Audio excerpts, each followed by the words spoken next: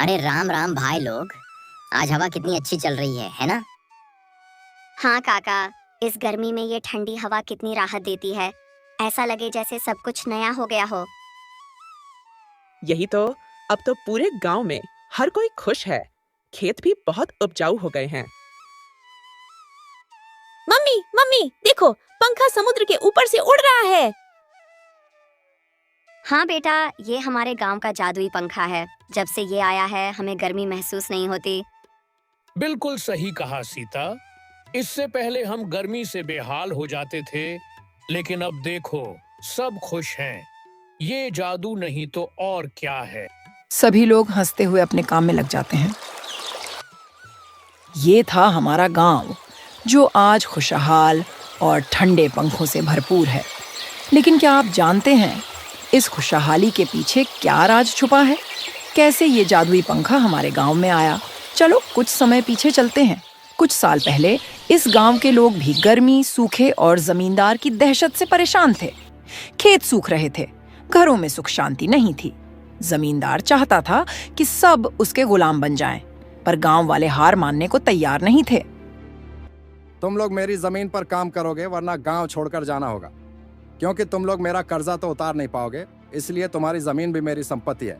ये गांव मेरे बिना कुछ नहीं कर सकता। हम गुलाम नहीं बनेंगे। अपनी मेहनत से जीना जानते हैं हम अपनी जमीन नहीं देंगे। तुम लोग मेरी बात नहीं मानोगे तो ठीक है, तुम्हें मैं बताऊंगा। कुछ समय बाद गांव में हलचल मच जाती है। जमींदार का आदेश आता है, लेकिन गांव वाले उसकी बात नहीं मानते। यह देखकर जमींदार गुस्से में अपने आदमियों से कहता है, सुन जग्गू जा, और जो भी गांव वाला दिखे उसे इतना मार कि पूरा गांव डर जाए और सब हमारे गुलाम बन जाएं। जी मालिक, अभी जाता हूँ, काम जल्दी पूरा हो जाएगा।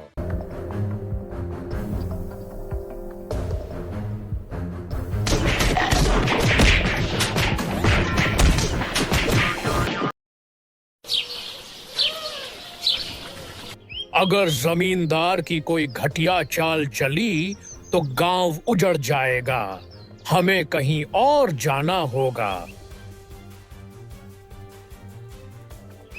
गांव वाले अपने अपने सामान लेकर एक साथ पहाड़ की तरफ चल रहे हैं।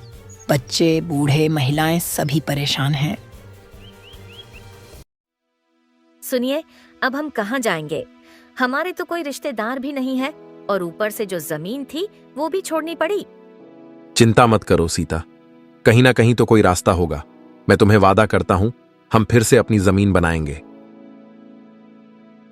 गांव वाले एक बड़े पेड़ के नीचे बैठते हैं। सब थक गए थे।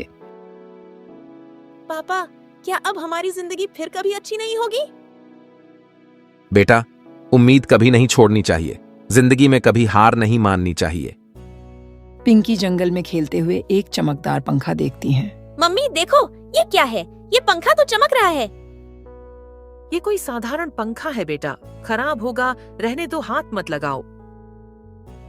पंखा हवा में उड़ता है और जमीन कांपने लगती है।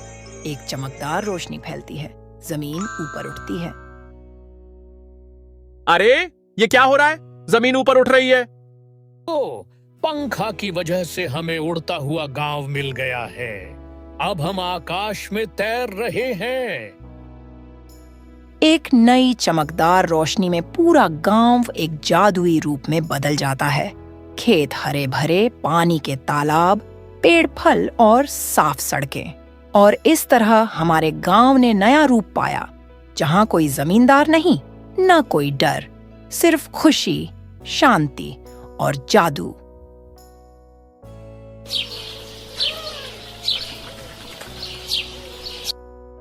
गांव की जमीन पर जब लोग गांव छोड़कर चले गए, तो जमींदार के पास कोई नहीं बचा। चारों तरफ सन्नाटा छा गया।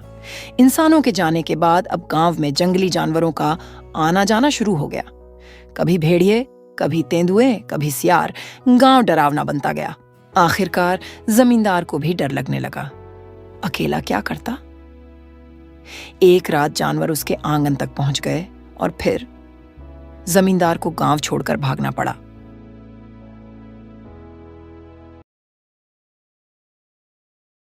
सुबह का समय था।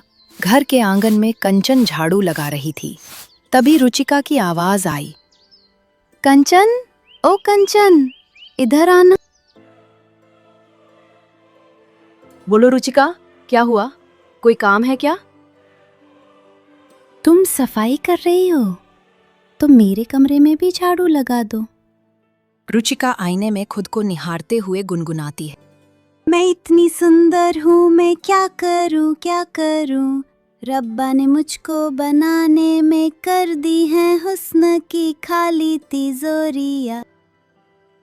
कंचन मुस्कुराती है और अपने काम में लगी रहती है। इतने में माँ की आवाज आती है।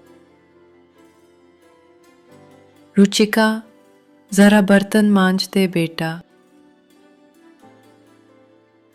माँ, मैंने तो अभी नेल पॉलिश लगाई है, आप कंचन से कह दो ना। माँ, रहने दो, ये तो छोटा सा काम है, मैं कर लूंगी। रुचिका उस समय तो कुछ नहीं बोलती, लेकिन जैसे ही माँ चली जाती हैं, वो कंचन की ओर देखती है और ताना मारती है। तू तो ना घर की नौकरानी ही बन जाए एक दिन, सबका काम अपने सर ले लेती है, दिखावा बहुत अच्छा करती है तू। रुचिका, मैं तो बस माँ का हाथ बटा रही थी, दिखावे की कोई जरूरत नहीं होती जब बात घर की सेवा की हो। रुचिका मुंह फेर लेती है। माँ दूर से ये सब देखती हैं और चिंता में पड़ जाती हैं। एक दिन धर्मपाल खेत से लौटते हैं थके हारे। कंचन दौड़कर पानी देती है, पैर दबाती है। रुचिका कमरे में ही आईने के सामने बाल संवार रही होती है। कंचन बेटा, तू तो मेरे लिए बेटा है। भगवान तुझ जैसी बेटी सबको दे। रुचिका सुनती है और जल भुन जाती है। हाँ, अब तो ये देवी बन गई है, सबकी लाडली। मैं तो हूँ ही बेकार। रुचिका, ऐसा नहीं कहते। कंचन ने कुछ नहीं कहा, तू खुद ही गलत समझ रही है।